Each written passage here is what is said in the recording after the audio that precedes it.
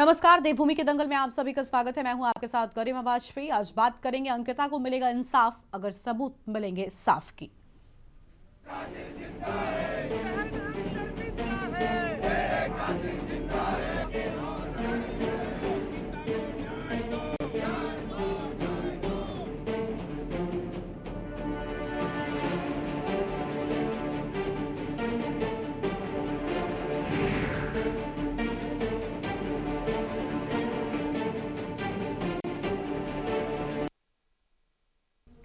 देवभूमि उत्तराखंड में फिर एक बार अंकिता भंडारी हत्याकांड जोरों पर है। आपको बता दें कि पौड़ी जिले की रहने वाली 19 साल की अंकिता भंडारी यमकेश्वर इलाके में स्थित वंतना रिजॉर्ट में रिसेप्शनिस्ट के तौर पर काम करती थी, जिसकी सितंबर 2022 में हत्या कर दी गई थी। आरोप वंतना रिजॉर्ट के मालिक पुलकित आर्या और उसके दो कर्मचारी सौरभ भास्कर और अंकित गुप्ता पर लगा था।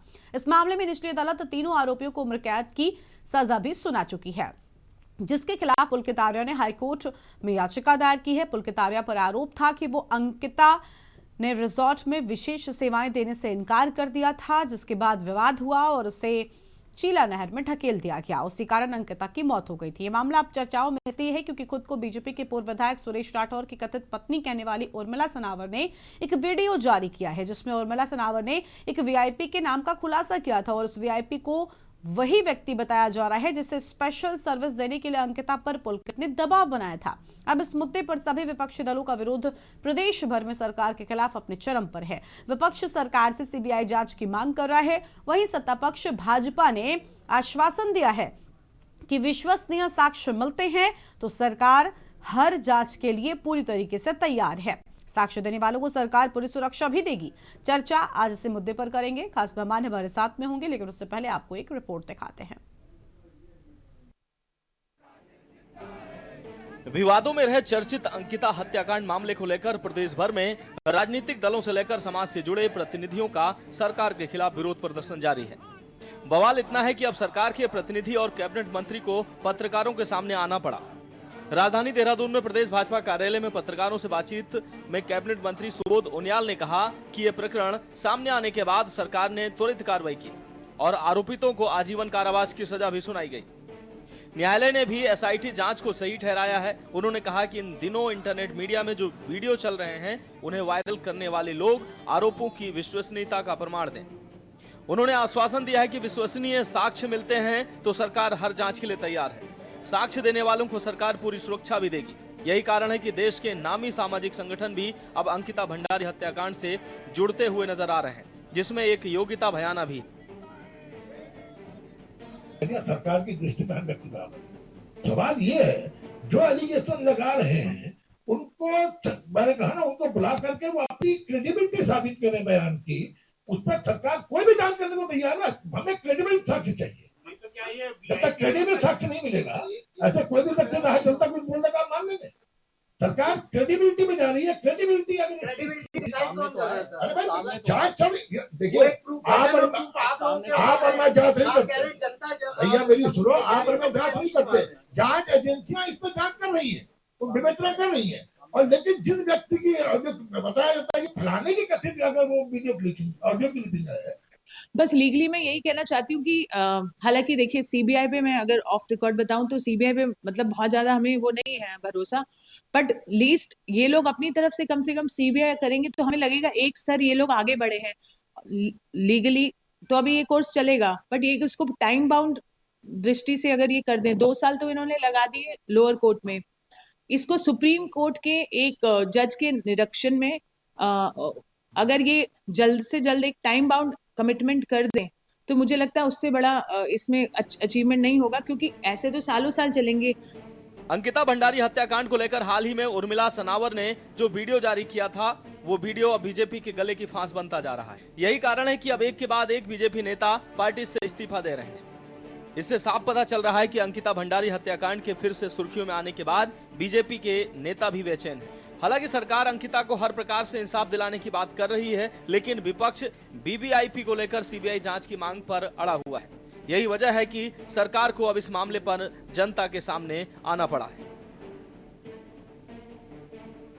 सत्ता से संरक्षित लोग, भाजपा के लोग इस हत्याकांड में शामिल हैं और उनका हत्या के पीछे क्या मकसद रहा है, क्या वह उनकी स्पेशल डिमांड थी, ये सब जाहिर हो चुका है। और सरकार अगर थोड़ा भी सरकार के अंदर अपनी प्रतिष्ठा को, अपनी साख को बचाना है, या सच को स्वीकार करना चाहिए उन्हें, और इसकी सीबीआई से जांच होनी चाहिए। हमने लगातार कहा है, कांग्रेस ने मुखर होकर कहा है कि इसकी जांच हाई कोर्ट के या सुप्रीम कोर्ट के सिटिंग जज की निगरानी में सीबीआई जांच हो। मैं आपसे कहूंगी कि बहुत संवेदनशील मुद्दा है, हम सब इसके लिए बहुत संवेदनशील हैं। हम चाहते हैं हमारी बेटी जो चली गई दिवंगत आत्मा जो है उसको न्याय मिले, लेकिन उसकी आत्मा को शांति मिले, हम ये भी चाहते हैं। हम ये भी चाहते हैं कि उसके नाम का गलत तरीके से प्रयोग ना हो, उसके नाम का राजनीतिकरण ना किया जाए, हम ये भी चाहते हैं। तो हम मेरी गुजारिश केवल जो विपक्ष है उससे ये है कि वो राजनीतिकरण ना करे इस नाम का और इस मुद्दे का। इस पे जो जांच है, जो एसआईटी है, वो अपना काम कर रही है। जो दोषी अब तक पाए गए हैं उनको उम्र कैद की सजा सुनाई गई है और वो उम्र कैद की सजा काट रहे हैं। आपको बता दें कि बीते कुछ दिनों से सुरेश राठौर का नाम उत्तराखंड की सियासत में चर्चाओं में है। चर्चाओं का कारण सुरेश राठौर की कथित पत्नी का वायरल वीडियो है, जिसमें अंकिता भंडारी हत्याकांड में वीआईपी का नाम के साथ ही दूसरे कई सनसनीखेज खुलासे सुरेश राठौर की कथित पत्नी ने किए हैं।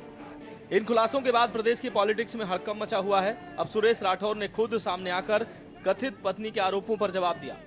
वहीं पुलिस की कार्रवाई में सुरेश राठौर और तथाकथित पत्नी उर्मिला सनावर पर मुकदमा दर्ज कर दोनों की गिरफ्तारी को लेकर दबिश भी शुरू कर दी गई है। वहीं भाजपा की परेशानी भी बढ़ती दिखाई दे रही है। साथ ही प्रदेश में अंकिता को इंसाफ दिलाने और सीबीआई जांच को लेकर विरोध के सुर साफ सुनाई दे रहे हैं। उत्तराखंड बीजेपी में कार्यकर्ताओं नेताओं के इस्तीफे के चलते आगे भी क्या हालात बनेंगे, ये तो आने वाला वक्त बताएगा। लेकिन बीजेपी इस पूरे मामले पर नजर बनाए हुए है और अब साक्ष्य के हिसाब से हर जांच करने की बात कर रही है। Uttarakhand desk report.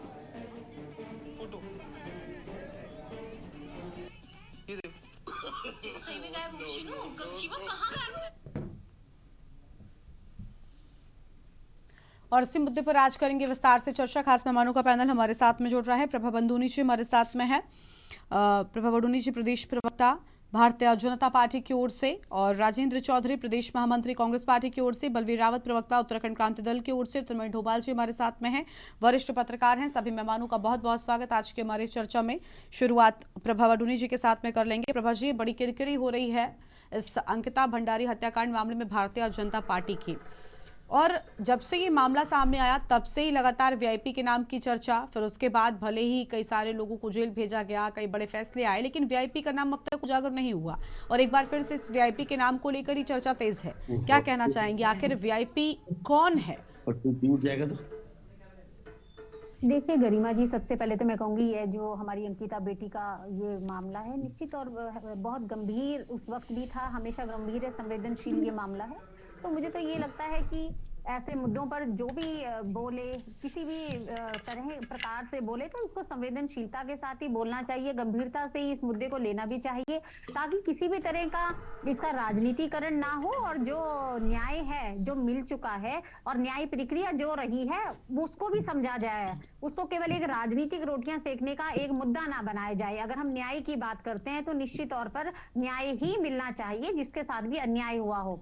तो गरिमा जी, मैं तो ये कहना चाहूंगी कि जब ये प्रकरण भी हुआ था तो भी जब राज्य में अगर हमारी सरकार रही है तो हमने कभी भी इस प्रकरण को लेकर जितनी भी अभी तक कार्रवाई की है, बिल्कुल निष्पक्ष रूप से कार्रवाई इस मुद्दे पर हुई है। एसआईटी उस वक्त तुरंत गठित कर दी गई थी। और देखिए, जो हमारी बेटी अंकिता के माँ बाप थे, उनके कहने पर ही जब शुरू में पैरवी की जा रही थी इस केस की एसआईटी के द्वारा हाई कोर्ट में, तो ट्रायल कोर्ट में भी ये केस चला, उसके बाद हाई कोर्ट में गया, फिर सुप्रीम कोर्ट में गया, तरह तरह के इसमें ट्रायल चले हैं। तो देखिए जब शुरू में वकील दिए गए थे तो उन वकील से वो जब संतुष्ट नहीं थे तो अंकिता बेटी के माँ बाप के कहने पर ही वकील बदले गए और सरकार ने बिल्कुल सख्त पैरवी करी है इस केस में। और जो एसआईटी गठित की गई थी उसने इसमें इतनी गहन जांच करी है, हर एक छोटे छोटे बिंदु को उसने इसमें लिया है और उसी का नतीजा अब फिर ये निकलकर सामने आया कि जो इसमें आरोपी पाए गए थे आज वो आजीवन कारावास की सजा भोग रहे हैं। और अभी ये केस गरिमा जी बंद नहीं हुआ है, ये केस चल रहा है। हो सकता है भविष्य में जो ये केस चल रहा है इसमें वो जो आरोपी जिनको, क्योंकि उस वक्त भी हमारी जो जनता है उनकी ये मांग थी कि ये जो आरोपी है आजीवन कारावास नहीं, इनको तो फांसी की सजा मिलनी चाहिए। तो मैं यही कहना चाहूंगी कि अभी भी वो केस चल रहा है तो आगे भविष्य में ये भी हो सकता है कि उन लोगों को फांसी की सजा भी मिल जाए। लेकिन इसमें मैं ये चीज जरूर कहना चाहूंगी कि जितने भी साक्ष्य थे जो भी थे वो सारे एसआईटी ने लिए। और दूसरा गरिमा जी बार बार जो आपने अभी प्रश्न मेरे से पूछा था वीआईपी वाला केस है, तो देखिए जब इस केस की जांच चल रही थी 1 साल तक, जब गहन जांच चल रही थी, ट्रायल कोर्ट में जांच चल रही थी, हाई कोर्ट में जांच चल रही थी, सुप्रीम कोर्ट में जांच चल रही थी, तो एसआईटी ने खुद वहां पर ये कहा था कि ये हमने जांच करी है, इतने पन्नों की ये चार्जशीट है। तो हम ये खुद चाहते थे क्योंकि सरकार को बिल्कुल ये चाहती थी कि सीबीआई जांच हो, हम तो शुरू से ही कह रहे थे। लेकिन जब एसआईटी अपना काम करती है गरिमा जी तो उसके भी कुछ अपने नियम के कानून के तहत वो काम करती है। तो जब उन्होंने चार्जशीट वहां पर दाखिल करी, जो भी आरोपी थे एक एक साक्ष्य वहां पर रखे, तो खुद हाई कोर्ट ने और उसके बाद सुप्रीम कोर्ट ने ये कहा कि जो भी इसमें न्याय हुआ है, जिस प्रकार से इसमें जांच हुई है वो बिल्कुल सही दिशा में हुई है, ट्रांसपेरेंसी के साथ हुई है। तो ये वीआईपी का नाम अब तक उजागर क्यों नहीं हुआ? आपके विपक्षी दल, आपके प्रदेश के बड़े बड़े लोग ये बात कहते रहे, इसका जिक्र करते रहे, और क्या वीआईपी नहीं था? अगर नहीं था तो किसको लेकर ये सेवाएं देने की बात थी? ये पूरा मामला ही वहां से शुरू होता है। ये बता रही नहीं, अब ये सुन नहीं रहे, यही तो दिक्कत है। आपकी बारी आएगी तो आप बोल लीजिए। अरे बोलिए, आप ही बोल रही है मैडम, कोई नहीं बोल रहा। हाँ बोलिए। लेकिन हम सरकार ने मना नहीं किया था, लेकिन जब हाई कोर्ट ने बोल दिया कि जांच एसआईटी की सही दिशा में चली, बिल्कुल साक्ष्यों के साथ, जरूरत नहीं है, फिर सुप्रीम कोर्ट में कहा गया तो सुप्रीम कोर्ट ने भी यही कहा कि सीबीआई की जरूरत नहीं है, तो इसमें सरकार कहां से दोषी आ गई? ठीक है। उसके बाद मैं ये कहना चाहूंगी कि जो डीआईजी यहाँ के चीफ पुलिस कमिश्नर थे, उन्होंने प्रेस कॉन्फ्रेंस करी थी और उसमें ये तक कहा गया था कि अगर कोई भी व्यक्ति, चाहे वो विपक्ष का हो, समाज का हो, समाज में रहने वाले लोग हो, अगर किसी के पास कोई भी ऐसा साक्ष्य है जो वीआईपी के बारे में जिसको सुराग हो, अगर हम वीआईपी एक ऑडियो से निकल रहा है तो कृपया करके हमारे पास लाइए। इसके लिए एडवर्टीजमेंट निकाला गया, हम उसका साथ देंगे, उससे संरक्षण देंगे। लेकिन इतनी जांच हुई, high court, trial court, supreme court, कोई व्यक्ति वहां पर उस वीआईपी का नाम लेकर नहीं आया। तो आज कहीं ना कहीं यह प्रश्न तो बनता ही है ना गरिमा जी कि आपने तब वीआईपी का नाम लेकर क्यों नहीं आए? क्या आप नाम लेकर गए और सरकार ने इन्वेस्टिगेशन से मना कर दिया, सुप्रीम कोर्ट ने मना कर दिया, हाई कोर्ट ने मना कर दिया? हम खुद चाहते हैं बेटी के साथ न्याय हो। और अभी भी बस लास्ट लाइन ये बोलूंगी कि सरकार ने कल ही हमारी प्रेस कॉन्फ्रेंस हुई, उन्होंने कहा है अगर अभी भी आप पुख्ता सबूत के साथ आइए कि ये वीआईपी है, इसको सजा मिलनी चाहिए। लेकिन अगर एक ऑडियो क्लिप कहीं से जारी हो जाए, गरिमा जी कल हमारे नाम की कोई वीडियो निकाल देगा तो क्या हमारे ऊपर सीबीआई बैठ जाएगी? उसकी पुलिस में ही जाएंगे, कानून के तहत ही तो कार्रवाई होगी, या मैं कानून हो? चलिए ठीक है, ठीक है, लौटते हैं आपके पास में। ठीक है मैम, लौटते हैं आपके पास में। राजेंद्र चौधरी जी हैं, प्रदेश महामंत्री कांग्रेस पार्टी की ओर से। राजेंद्र जी क्या कहना चाहेंगे? क्योंकि इस पूरे मामले में शुरुआत से ही कहा यह जा रहा है कि प्रभावशाली लोगों को बचाने का काम किया जा रहा है। पहले बीजेपी नेता का नाम सामने आया, उसके बाद अब वाकई बड़ी किरकिरी हो गई, लेकिन अभी भी वो जारी है। क्या लग रहा है आगे क्या स्टैंड लिया जाएगा? मैं आपके चैनल पे कुछ बातें ऐसी रखना चाहूँगा शायद जिनके बारे में हमारी छोटी बहन जो है प्रभा, इन्हें जानकारी नहीं है। जब ये मामला हुआ, ये मामला प्रकाश में आया, तो हमारे तरफ से कहा गया कि इसमें वीआईपी इन्वॉल्व है।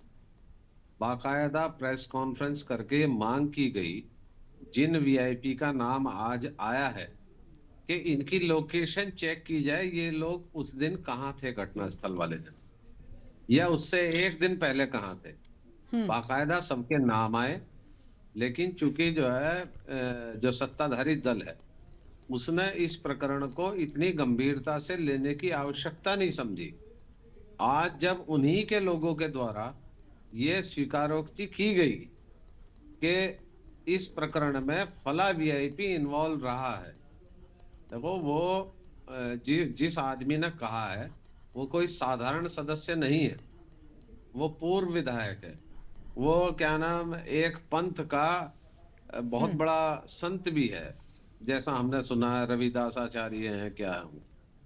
उन्होंने अपनी पत्नी से कहा, वो मामला उजागर हुआ, जब उजागर हो गया, नाम हो गया, हम पहले से मांग कर रहे थे, कांग्रेस ने इसमें धरना किया, प्रदर्शन किया, राज्यपाल का घेराव किया, और उस समय हमारे तत्कालीन प्रदेश अध्यक्ष करण महाराज जी बार बार कहते रहे कि इन लोगों की लोकेशन की जांच होनी चाहिए, जिन लोगों के नाम आ रहे हैं इनके नाम पे इन्हें एसआईटी को इनसे पूछताछ करनी चाहिए।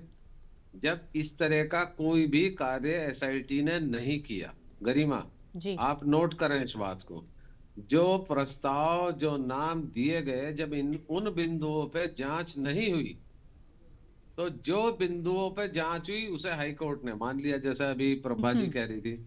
अब जब ये प्रकरण सामने आ गया, खुल गया, और तो इसमें सीबीआई जांच होने में क्या दिक्कत है भाई? हाई कोर्ट के जज की निगरानी में अगर सीबीआई जांच हो जाए तो क्या दिक्कत है? अगर कोई सच्चा है तो उसे अपनी जांच करा लेने में क्या तकलीफ है? अगर कोई इनका बड़ा पदाधिकारी है, जो गट्टू क्या नाम है उनका, अगर वो इसमें इन्वॉल्व नहीं है तो उनके खिलाफ मुकदमा हो के जांच होनी चाहिए, इसमें क्या बात है? अगर वो सही होंगे तो बरी हो जाएंगे।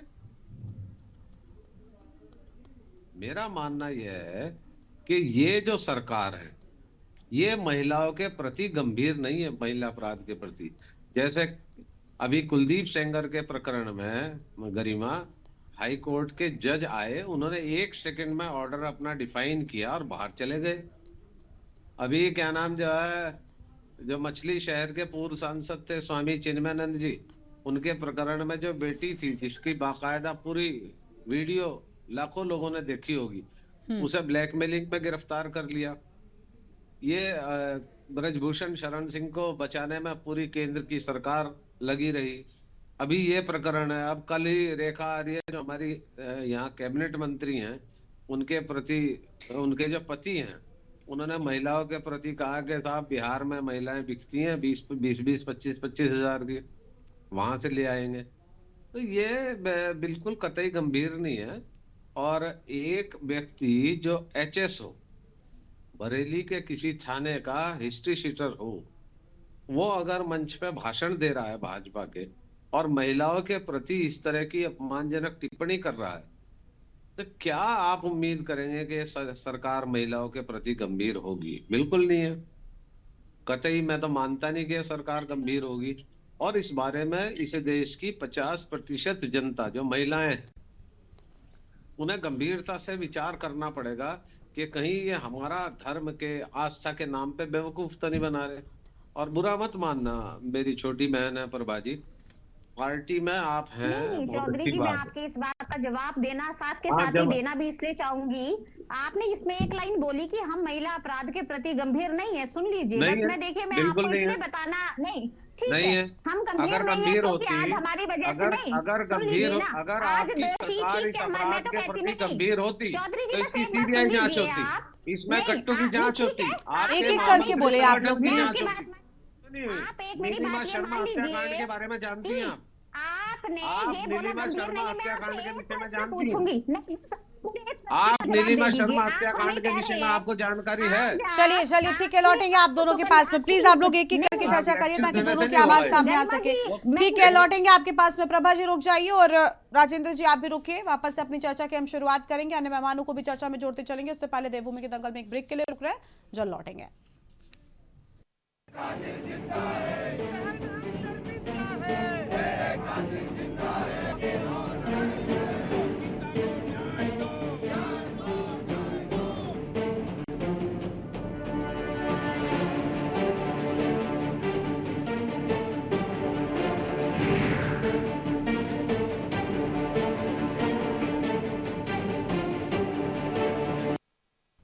ब्रेक के बाद देवभूमि के दंगल में आप सभी का स्वागत है। खास मेहमान हमारे साथ में लगातार बने हुए, आपस से अपनी चर्चा की शुरुआत करते हैं।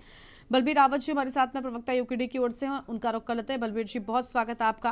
क्या कहना चाहेंगे सर, इस पूरे मामले को लेकर लगातार चर्चा छिड़ी हुई है और महिला अपराधों को लेकर क्या वर्तमान की सरकार वाकई सजग नजर आती है आपको? नमस्कार गरिमा जी और के न्यूज के सभी दर्शकों को नमस्कार। जय उत्तराखंड। आज टीवी चैनल या किसी भी तरीके से प्रेस कॉन्फ्रेंस बुलाने से क्या दोषी को सजा हो जाएगी? क्या दोषी को सजा हो जाएगी वहां पे प्रेस कॉन्फ्रेंस बुलाने पे? और शासन और पुलिस प्रशासन क्या विफल हो गया जो जनता से सबूत मांगे जा रहे हैं? आज जो 2025 चला गया, 2026 नूतन वर्ष की शुरुआत हो गई है। बनतारा के उस रिजॉर्ट में जहां पर ये घटना हुई है, रातों रात तोड़ने की क्या नौबत आ गई थी उसको? अगर वो अवैध भूमि में बना था तो शासन प्रशासन सो रहा था वहां पे। कल वहां पे जो है, जो पहाड़ी समुदाय ने वहां पे जमीनें खरीदी है, उनको तोड़ने के लिए वन विभाग पहुंच गया वहां पे रातों रात। तो उस दिन वन विभाग क्या 5 साल से वो रिजॉर्ट चल रहा है? 5 साल से वो रिजॉर्ट क्यों चल रहा है? और जब वो अंकिता बेटी, हमारी पहाड़ की बेटी, हमारा बहन को जब उन्होंने रात को मारा, तब शासन प्रशासन कॉल डिटेल निकाल करके, जो गट्टू कौन है गट्टू? अगर पहाड़ी आदमी अगर उस पे आज लाठी खा रहा है, डंडा खा रहा है, आशुतोष जी हमारे जो उपाध्यक्ष है उत्तराखंड क्रांति दल के, डे 1 से उस बहन के साथ में खड़े हैं। क्यों नहीं सरकार जांच करती है? सीबीआई क्यों रिटायर्ड जज के साथ में वहां पे जांच करती है? उल्टा हमारे आशुतोष नेगी जी पे एसटी के तहत उनको जो है गिरफ्तारी देनी पड़ती है और उनको जेल भेज दिया जाता है। तो विपक्ष को कुचलने का काम किया है। हालांकि हमारे पास कोई वोट बैंक नहीं है आज की डेट में। मैं उत्तराखंड की जनता और सभी लोगों से क्यू न्यूज के थ्रू में हाथ जोड़ करके विनती करता हूं, इस कुकर्मी सरकार को, भ्रष्टाचारी सरकार को, महिलाओं पे हो रहे अत्याचार को रोको। अगर आप आज भी नहीं जागे तो फिर कुछ नहीं हो सकता। आज जिस तरह से इन्होंने जगह जगह रिजॉर्ट बनाए हुए हैं और रिजॉर्टों के अंदर में इस तरह की संलिप्तता हो रही है, ये जनता देख रही है उसको। ऋषिकेश के अंदर में जो महिलाएं दराती लेके निकली थी ना, उन दराती में आज भी धार है। और बीजेपी जो कुकर्मी सरकार है, जो आपके जो 300 करोड़ रुपए के जो बन रहे हैं वहां पे बड़े बड़े 5 स्टार होटल की तरह, आपके पार्टी के बन रहे हैं, उनमें क्या हो रहा है? न्यूज़पेपरों में बड़ी बड़ी हेडलाइन से छप रही है वहां पे कि महिलाओं के साथ में क्या होता है वहां पे। आज जो भी महिलाएं हैं वो बीजेपी की महिलाएं हैं, हमारी भी महिलाएं हैं, वो हमारी भी बहू बेटियां हैं, उनका आदर है, सम्मान है, चाहे किसी भी पार्टी में हो, चाहे बीजेपी में है, चाहे कांग्रेस में है, चाहे किसी भी दल में है। महिलाएं घर से बाहर काम के लिए निकलती हैं, अपने घर को चलाने के लिए निकलती हैं, लेकिन उसको एक हेल्दी वर्क प्लेस नहीं देना, ये सरकार की विफलता है।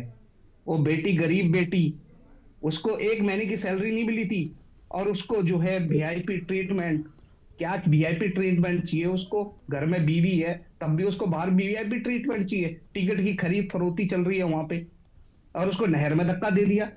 अरे क्या है भाई? वीआईपी के नाम को लेकर आप क्या कहेंगे? अभी प्रभा जी ने कहा कि भाई किसी वीडियो को हम आधार थोड़ी बना सकते हैं, हम तो सिर्फ कानून या तब सबूतों को ही आधार मानेंगे। नहीं बना सकते। इन लोगों ने रात में क्यों तोड़ दिया पहले तो रिजॉर्ट को? और कॉल डिटेल क्यों नहीं निकालती है ये लोग? और क्यों नहीं जज, रिटायर्ड जज के थ्रू इसका अभी तक इन्होंने जांच क्यों नहीं बिठाई? अभी तक सीबीआई जांच हो जाएगी तो क्या बुरा है? और जो विपक्ष लाठी डंडे खा रहा है, आशुतोष नेगी जी, यूकेडी वाले धरना प्रदर्शन कर रहे हैं, मैं जनता से आह्वान करता हूँ, कल आइए आप 4 तारीख में देहरादून और वहां पे घेरते हैं मुख्यमंत्री को। जनता इसमें एक चीज और भी है। ठीक है, ठीक है बलबीर जी, लौटते हैं आपके पास में। हाँ, जल्दी से राजेंद्र जी, अगर आप कुछ ऐड करना चाहते हैं। चीज और मैं जोड़ना चाहता हूँ। हाँ बलबीर भाई ठीक है बलबीर जी रुक जाइए, बलबीर जी आप रुक जाइए। हाँ गरिमा, जो उस समय का रिजॉर्ट का सीसीटीवी फुटेज है, हाँ, उसे नहीं देखा गया जांच में। उसमें कहा गया कि ये इसका जो वो होता है रिकॉर्डर वो हाँ, खराब और हो उसे गया डिमोलिश क्या? करने का काम काफी तेजी के साथ में कर दिया गया था, जिसके बाद कई सारे ये सवाल भी वो उठे। जो बिल्डिंग तोड़ी गई, हाँ वो डिस्क हाँ, टूट गई। उसमें ये कहा तो गया ये कि सारी सबूत मिटाने के लिए सब किया गया। मैं खैर, इसमें लौटते हैं आपके बताना पास में। चाहूंगी जितने भी नहीं नहीं, साक्ष्य प्रभा थे जी, वो प्रभा पुलिस जी, ने प्रभा जी रुक जाइए मैम, अभी मत बोलिए प्लीज मैम। और मेहमान है उनको जोड़ते चलते हैं, प्लीज मैम रुक जाइए। थपलियाल साहब आपके पास आते हैं। थपलियाल जी, क्या कहना चाहेंगे सर? ये पूरा मामला लगातार प्रदेश में कलंक के तौर पर सामने आया और कई सारे जो है सवाल उठते हैं इस पूरे मामले में, क्योंकि वीआईपी का नाम तो था, क्योंकि ऐसे ही नहीं बार बार वीआईपी के नाम की चर्चा छिड़ जाती है। थपलियाल साहब जी, हेलो। हाँ जी, आपसे ही सवाल है, बोलिए सर। जी, ये जो सितंबर 2022 में जो घटना हुई है, उस समय से लेकर अब तक मैं निरंतर इस घटना को फॉलो कर रहा हूं। मैंने देखा कि ये सरकार किसी भी हालत में जांच हो गई, देव तुल्य जांच हो गई, देवभूमि के देव लोग हैं, इनके मुताबिक अगर जांच हो गई, सच्ची जांच हो गई, तो भारतीय जनता पार्टी उत्तराखंड में ही नहीं पूरे देश में खत्म हो जाएगी। इनका ये वो अड्डा था जिस अड्डे में इनके तमाम बड़े नेता अपना मुंह काला करते थे। पहाड़ की बेटियों के साथ जो अत्याचार इस बनंतरा में होता था, वो रहस्यमय बनंतरा किस तरह से ये लोग जो इसकी प्रोटेक्शन में आ रहे हैं, वो इस समाज के गद्दार हैं, गद्दार। वो अंकिता बेटी के दुश्मन हैं, जिनको नहीं दिखाई दे रहा कि ये एक व्यक्ति सुरेश राठौर नाम का जो विधायक था भारतीय जनता पार्टी का, वो साफ साफ बोल रहा है, क्योंकि हमें 3 साल से इंतजार था इस वीआईपी का, जिसके कारण हमारी अंकिता ने अपना सर्वोच्च बलिदान दिया। इस अंकिता को किस तरह से इन्होंने उस दिन जो अंतिम संस्कार हुआ था इसका, सूर्यास्त के बाद किया था। इसकी मां पिताजी को उसका मुंह नहीं देखने दिया था। ये कलंकित सरकार अंकिता की अपराधी है, और केवल वही बद्रीनाथ इनका खात्मा करेगा जो सच्चाई जानता। कुंजापुरी माता सच्चाई देख रही थी उन दैत्यों की जो हमारी अंकिता का शोषण करने के लिए। और ये भगवान की वो है कि उर्मिला एक ऐसी देव रूप में पैदा हुई, और जिसने उसको कहती है कि मुझे भी नहीं मालूम कि मैंने कैसे बोल दिया। ये जो उसने बोला, जो वीडियो उसने वो किया, वो सर्कमस्टेंशियल एविडेंस हैं।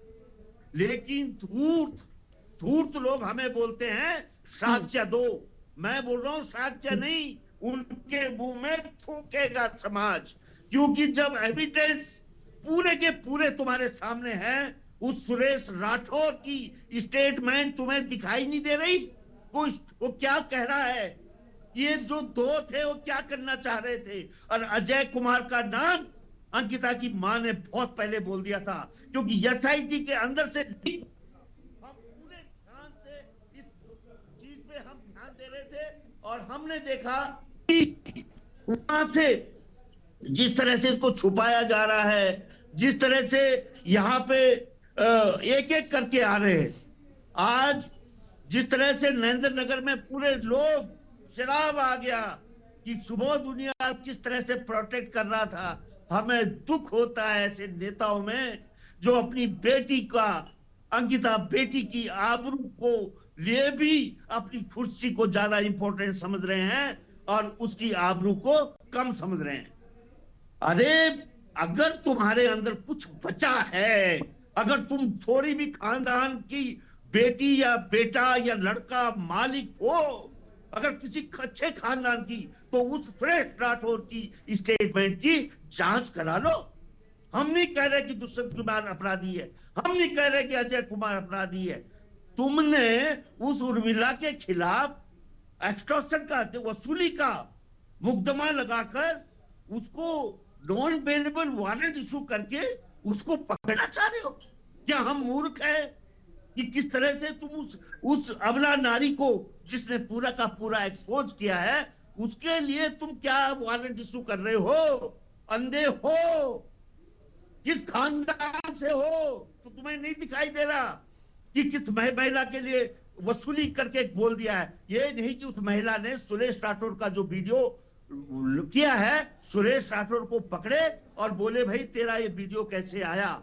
इसके अंदर जो सच्चाई साफ साफ अंधा आदमी बच्चा भी देख रहा है ना पहाड़ का, वो भी बोल रहा है कि देखिए ये सुरेश राठौर की बात में दम है। और यहां मैं उस दिन का याद है 17 सितंबर 16 सितंबर 2022 को अगर कोई भी व्यक्ति अपनी मां की औलाद है, अपने खानदान का है, तो वो देखेगा कि ये अजय कुमार और ये जो गौतम था ये यही था, दुष्यंत गौतम यही था, मैं साक्षी हूं। देवर ऑयल उत्तराखंड हरिद्वार में, मेरे को याद है मैंने उस दिन का वीडियो देखा था हरिद्वार में, मैं साक्षी हूं इसका। और वही चीज उसने बोली कि ये लोग यहाँ थे और वे ऐसा करना चाह रहे थे। लेकिन खाली मैडम मैं कहूंगा ये खाली दो नहीं है, यहां तो कई हैं। आपने अगर मैं एक चीज बता दूं, अगर किसी को याद हो कि जैसे ही अंकिता हत्याकांड हुआ था तो महामहिम कोश्यारी एज ए राज्यपाल भागते हुए आए थे, भागते हुए महाराष्ट्र से, और सीधा हरक सिंह रावत के घर में। हरक सिंह रावत ने कहा कि भाई उमेश कुमार तो मैं अब मेरा कहना नहीं मानता, पहले हमारे संबंध थे। वो वहीं से उठे उमेश कुमार के घर। अगर कोई ये बोले क्या कारण था कि महामहिम सारे प्रोटोकॉल को छोड़ के भाग के उमेश कुमार को मिलने आता है, इसके कुछ जानते हैं। ठीक है, सब कुछ जानते हुए हमें पक्का है कि ये दो वीआईपी थे और सही टाइम पे इनका नहीं, किसी को हम ऐसे कोट नहीं कर सकते, किसी को हम काली ने उजागर किया। और जो इसके पक्ष में आज विपक्ष में खड़े हो रहे हैं, अंकिता उनको सही ठहराने इन वीआईपी के, तो कहीं ना कहीं उन वीआईपी के चमचागिरी में इन्वॉल्व हैं। उन वीआईपी से वैसे ही जैसे टिकट रेणु बिष्ट ने लिया यमकेश्वर का, रेणु बिष्ट ने क्यों इसको डैमेज किया? मैं रात का याद है उस दिन रेणु बिष्ट ने किस तरह से बुलडोजर लगाकर अंकिता का कमरा खत्म किया। उन्होंने बिल्डिंग खत्म नहीं की। मैं 2 बार जा चुका हूं बनंतरा में देखने के लिए, उस अभागन का कमरा नहीं देखने दे रहे, पुलिस लगी हुई है यहाँ। मैं कमिश्नर पांगती के साथ गया था वहां, और मैं जानता हूं कि इस मामले में सरकार कंप्लीट दोषी है और किसी भी हालत में ये सरकार बिल्कुल इंक्वायरी नहीं होने देगी, सीबीआई इंक्वायरी नहीं होने देगी। और चलिए ठीक है सर, ठीक है, लौटते हैं आपके पास में। डोभाल जी हमारे साथ में, ठीक है थपलाल साहब आते हैं आपके पास में। डोभाल जी हमारे साथ में लगातार बने हुए, बहुत स्वागत है मणि जी आपका। सर, सरकार को लेकर इस पूरे मामले में पहले भी कई तरीके के सवाल उठे, सीबीआई जांच की बात हुई थी, लेकिन इस पूरे मामले में कभी भी सच ऐसा लगता है खुलकर सामने आने ही नहीं दिया गया। और फ्रॉम डे वन, क्योंकि जैसे ही ये पूरा मामला सामने आया था, पहले तो उस रिजॉर्ट को किराया जाना जल्दबाजी में, जो अपने आप में कई सारे सवाल पीछे छोड़कर चला गया और शायद उनके जवाब कभी नहीं मिलेंगे। क्या यही वजह है कि सरकार को हर बार कटघरे में खड़ा होना पड़ता है, या वाकई ढीली जो कार्यशैली रही है, जो रवैया रहा है, उसके चलते आज भी सरकार पर सवाल उठते हैं? और अभी भी, क्योंकि अब एक बार फिर से महिला आयोग के अध्यक्ष ने भी इस पूरे मामले को तूल दिया है, अब लगातार वो उस पूरे मामले पर लगी हुई हैं, क्या लग रहा है कि आने वाले वक्त में क्या ये मामला काफी तेजी के साथ में बढ़ेगा? गरिमा, ये बहुत ही संवेदनशील मामला है उत्तराखंड के लिए, देश के लिए महिला का मामला है, लेकिन उत्तराखंड जो देवभूमि कह रहे हैं और सरकार ऐसी है जो हर समय मातृशक्ति की बात करती है, और वो मातृशक्ति को न्याय देने के लिए अगर तैयार नहीं हो तो ये और गंभीर बात हो जाती है। इस मामले में जो आप पहले से हम लोग कह रहे हैं कि जो विधायक यमकेश्वर विधायक है, उसका वो भी बीच में आई कि कैसे जेसीबी चलाई गई, फिर उसके बाद जो पटवारी कितने दिन तक परिवार चक्कर काटता रहा, उनकी रिपोर्ट भी नहीं ली जा रही थी, निकले कौन इसके पीछे था। तो सरकार का ही दायित्व बनता था कि अगर ये बवाल नहीं होता, सरकार अगर उसकी कोई मिली भगत नहीं थी, उसका कोई शख्स उसमें शामिल नहीं था, तो वो सरकार ही कर लेती और उसकी वाई होती अगर वो उसने ये काम कर लिया होता। लेकिन किसी ना किसी को बचाने का ये षड्यंत्र चल रहा था और इसमें वो पार्टी की सरकार जिसका जो अपने चाल चरित्र चेहरे की बात करते हैं वो थारा नंगा हो गया, सब दिख रहा है। ये कोई और नहीं कह रहा है, ये आप नहीं कह रहे हैं, हम नहीं कह रहे हैं, ये तो उन्हीं के लोग कह रहे हैं, उजागर कर रहे हैं। और इसी मामले में एक राष्ट्रीय स्तर पर एक महिलाओं की फैक्ट फाइंडिंग कमेटी भी आई थी, वो फैक्ट फाइंडिंग कमेटी की भी रिपोर्ट है, उसको भी दरकिनार कर दिया गया, उसको कूड़ेदान में फेंक दिया, उसको कहीं गौर नहीं लिया गया। अगर ये इसमें कार्रवाई कर ली गई होती, जैसे अब ये छोटे लोग तो नहीं है, ये जो आज पुलकित आर्या है, दो तो वो कर्मचारी मैं उनको नहीं जानता, लेकिन पुलकित आर्या और ये लोग तो बड़े लोग हैं, सीधे सीधे भाजपा के घर के लोग हैं, भारतीय जनता पार्टी के लोग हैं, तो वो कोई हल्की बात नहीं है। और इसी में अब भी जो चीजें उजागर हुई हैं, उजागर जो बीआई की बात आ रही है, वो भी उन्हीं के लोग कर रहे हैं, उनके विधायक रहे हैं और वो सारा वो भी उनका विधायक है और वो महिला उसकी पत्नी, ये सब लगा रहे हैं। तो सरकार को अगर ये कुछ वो नहीं आया तो उसको खुद आगे बढ़ के ये काम करना चाहिए था। अब उसमें आप ये कहते हैं कोई राजनीति कर रहा है, तो भाई राजनीति पार्टी राजनीति नहीं करेगी तो क्या करेगी, रोटी बनाएगी, वहां भंडारा करेगा, भंडारा करने का तो आपका काम था, आपने वो नहीं किया। राजनीति भी होगी, चुनाव वर्ष भी है ये और गरमाएगा, कल भी मुख्यमंत्री के घेराव की बात हो रही है, उसमें लोग तमाम सारी पार्टियां उसमें आह्वान कर रही हैं और मुख्यमंत्री कहीं ऐसा तो नहीं कि चुनाव के चलते एक बार फिर से इस मामले को छेड़ा गया है? जाहिर है कि चुनाव होगा, चुनाव में मुद्दा चाहिए होता है, आप उसको परोस के दे रहे हैं और उस बेटी का उस परिवार को न्याय नहीं मिला। अब उसके माँ उसके पिता तो कल भी यही कह रहे थे कि बार बार उनको देहरादून आने के लिए बुलाया गया था, जो आश्वासन मुख्यमंत्री ने उनको दिया था वो आश्वासन पे भी कोई काम नहीं हुआ और देहरादून इसलिए बुलाना चाहते थे कि उनसे ये करते कुछ ओब्लाइज करके और उनसे कुछ लिखवा लिया जाता, मामला खत्म करना चाहते थे। लेकिन वो उसकी बेटी जिसका जिगर का टुकड़ा चला गया, वो कैसे आपके साथ सरेंडर कर देता है? आप सरेंडर कराना चाहते हैं, कम से कम हम पहाड़ के लोग इतना स्वाभिमानी तो हैं कि वो अपनी गर्दन कटा सकता है, लेकिन अपनी बेटी के लिए कोई सौदा थोड़ी वो करेगा सरकार से। और ये इनको शर्म आनी चाहिए और खास तौर से भारतीय जनता पार्टी की महिलाओं से, वो जो महिलाएं हर चीजों पे कूदती रहती हैं, हर बातें करती हैं, हम उनका भी स्वागत करते हैं। वो महिलाएं हैं भाई, उसका दर्द हो सकता है, पार्टी कोई मजबूरी है, कोई पार्टी की चीज है तो आपने कैमरे पे आएंगे तो उनका बचाव करना, आपका डिफेंड करेंगे, लेकिन अब वो तो पार्टी के अंदर से चीजें आ रही है। उसके पूर्व जो विधायक है बर्थवाल, वो इस्तीफा देने कुछ और, वो एक और अजय भी वो भी इसमें आ गए। ये अंदर ही भारतीय जनता पार्टी के अब असंतोष हो रहा है और ये असंतोष का कारण 2027 में होने वाले विधानसभा चुनाव भी इसके पीछे एक कारण हो सकता है कि इन्होंने इसमें जो ढिलाई बरती और इसको पहल कर दी विपक्ष का। करण मेहरा ने जिस बहादुरी के साथ वो फेस किया है और इन्हीं के उसमें कि भट्टू पट्टू ये सारे जो नाम आ गए हैं बीच में, तो ये निश्चित रूप से इसकी घबराहट सरकार के अंदर है। तो आप एविडेंस, आप क्यों, आप कोई जज हैं? सरकार कोई जज है?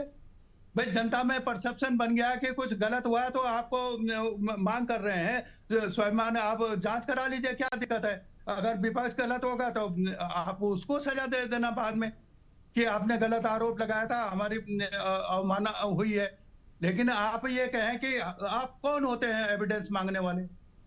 भाई एविडेंस तो कोर्ट मांगेगा, कोर्ट कहेगा कि एविडेंस दो तो हम दे देंगे वहां पर, लेकिन ये चीजें ठीक नहीं है। चलिए ठीक है, जल्दी से प्रभा जी को एक बार फिर से सुनेंगे, फिर राजेंद्र जी के पास जाएंगे। प्रभा जी, आरोप आपने सुन लिए होंगे।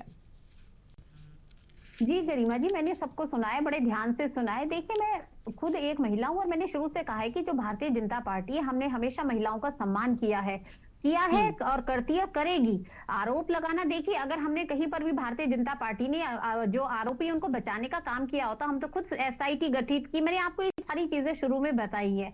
और जो जनता की भावनाओं के साथ अगर ये राजनीति, ये इनको अगर कांग्रेस को या किसी भी विपक्षी दल को ये लग रहा है कि चुनाव आने वाले हैं, तो मैं कहूंगी बहुत ही दुर्भाग्यपूर्ण है, क्योंकि हमारा काम है किसी को न्याय दिलाना, वो चाहे राज्य की बेटी हो चाहे देश की बेटी हो। इससे पहले भी ऐसा नहीं है हमने अपराध नहीं देखे, हमने तो ऐसे ऐसे अपराध जो मैं अभी चौधरी भाई साहब को बोल रही थी, देखिए मैंने इसीलिए इनको कहा कि मैं अपराधों की तुलना नहीं करूंगी, फिर वही बात आ जाएगी कि उनके कार्यकाल में इतने वे, हमारे कार्यकाल में, मैं इन चीजों पर नहीं बिल्कुल जाना चाहती हूँ। लेकिन एक्चुअल में जो फैक्ट है, फैक्ट पे बात कर रही है। देखिए माननीय मुख्यमंत्री जी ने कभी सीबीआई की जो जांच है उससे मना नहीं किया है। हमने कब ये मना कर दिया कि सीबीआई जांच नहीं होगी?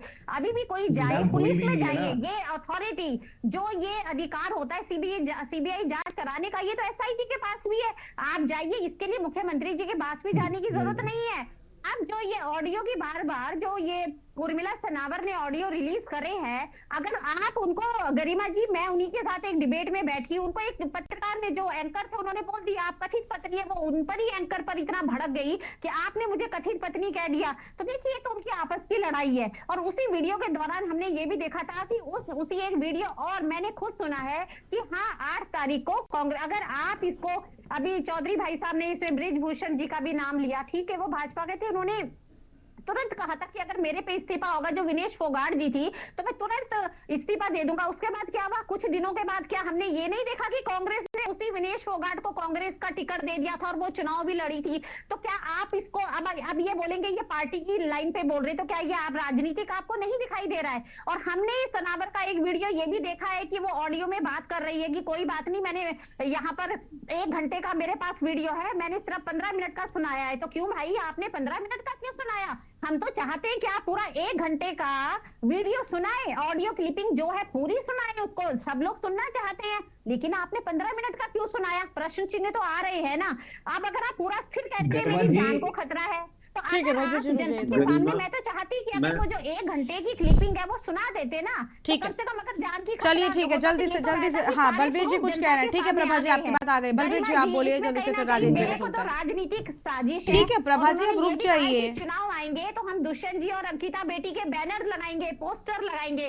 तो चलिए प्रभा जी अब रुक जाइए। प्रभा जी हो गया मैडम, हो गया। बलबीर जी आप बोलिए, बात कर सकते हैं। ठीक है बलबीर जी जल्दी से बोलिए जो कह रहे थे आप।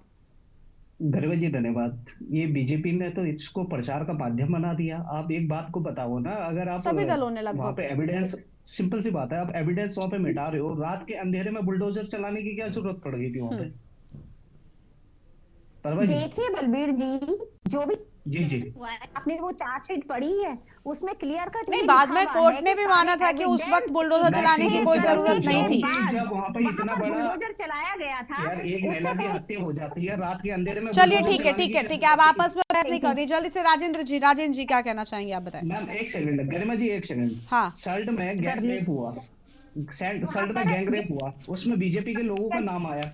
बलबीर जी ठीक है, उस पर जवाब ले लेंगे हम। पहले राजेंद्र जी को सुनते हैं। पिंकी सोडा हत्याकांड हुआ। बलबीर जी रुक जाइए, राजेंद्र जी को सुनते हैं, फिर आएंगे आपके पास। राजेंद्र जी आप कुछ बोल रहे थे इसलिए मैंने आपको बोलने दिया। हाँ गरिमा, मैं इसका जो है कानूनी पक्ष रखना चाहूंगा। बिल्कुल सर। जैसे इस प्रकरण की एसआईटी ने जांच की और बहुत से बिंदुओं को दरकिनार कर दिया गया, जो अंकिता के परिवार के द्वारा भी उठाया गया, और जिन जिन लोगों को आप ये मान लीजिए कि हमारी पार्टी के लोगों ने जो संदेह जारी किया, उन्हें भी दरकिनार कर दिया। अब इसमें एक मोड़ आता है सुरेश राठौर और उनकी पत्नी के बीच की वार्ता का। उस वार्ता को जब वो लीक हो जाती है तो हम उसकी सीबीआई जांच की मांग करते हैं। क्यों करते हैं मैं आपको क्लैरिफाई करना चाहूंगा। प्रभा जी आप भी इसे नोट कर लें, ये आपके भी सबके लिए। थपलियाल जी आप भी आलोक समझिए। जब कोई मुकदमा न्यायालय में विचाराधीन होता है और उसमें कोई सप्लीमेंट्री एविडेंस आता है, तो कानून में सीआरपीसी में 173(8) में प्रावधान है कि उसकी जांच हो।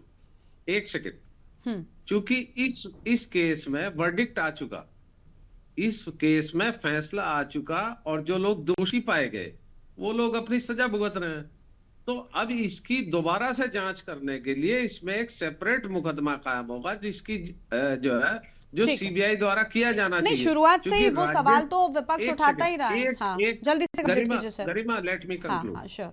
तो उसमें जो है सीबीआई जांच करेगी, जांच करके सीबीआई अपनी चार्जशीट सबमिट करेगी। उस चार्जशीट पे दोबारा से उन पे चार्ज फ्रेम होगा, उन पे जो है जो भी उसमें नए लोग शामिल होंगे या अपराध की ठीक श्रेणी है। ज्यादा होगी उनके खिलाफ होगा। दूसरी चीज, इसमें रोचक मोड़ कहाँ आ गया?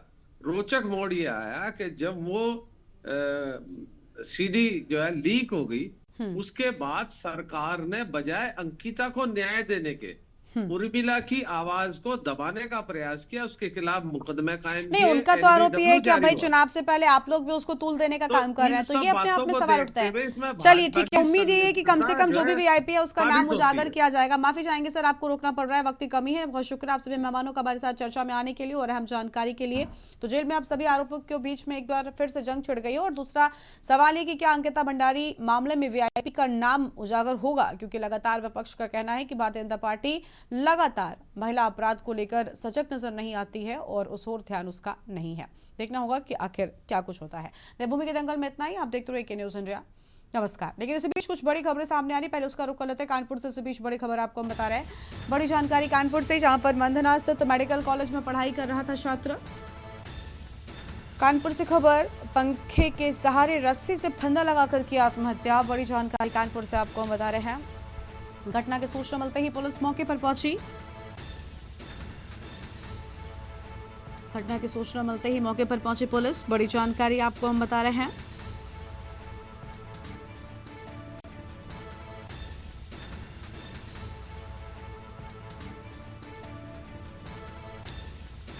पोस्टमार्टम के लिए शव भेज परिजनों को दी जानकारी।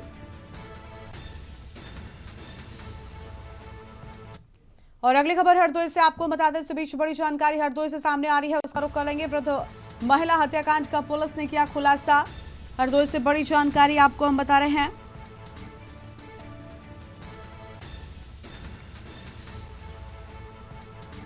इकतीस दिसंबर को बुजुर्ग महिला की युवक ने की थी हत्या।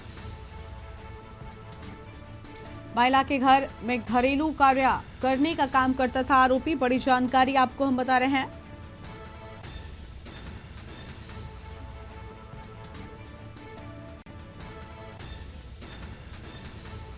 मृतका ने पैसे देने से मना किया था, तब घटना को दिया अंजाम। बड़ी जानकारी आपको हम बता रहे हैं। हरदोई से खबर,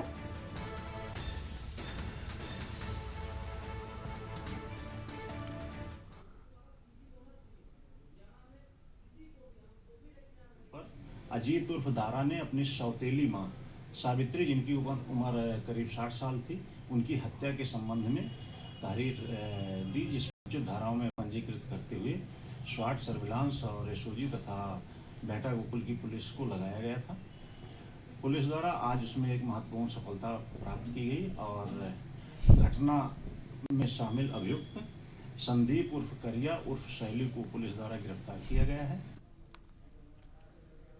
और अगली बड़ी जानकारी आपको कासगंज से बताते हैं। इस बीच बड़ी खबर कासगंज से सामने आ रही है, जहां पर साइड ना देने पर 108 एम्बुलेंस चालक को पीट जाने की बात सामने आई है। दबंग कार सवारों ने सरराह दिन में जमकर पिटाई की। बड़ी खबर आपको हम बता रहे हैं।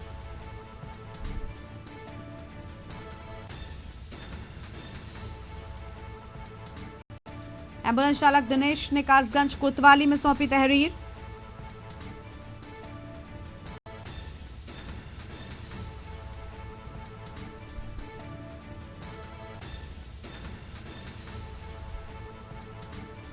पीएचसी मोहनपुरा क्षेत्र का है पूरा मामला।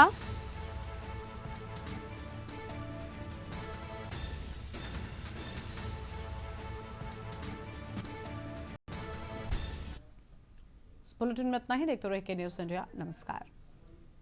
गोल्डी मसाले लाए हैं फ्रेश लॉक टेक्नोलॉजी, जो रखे मसालों को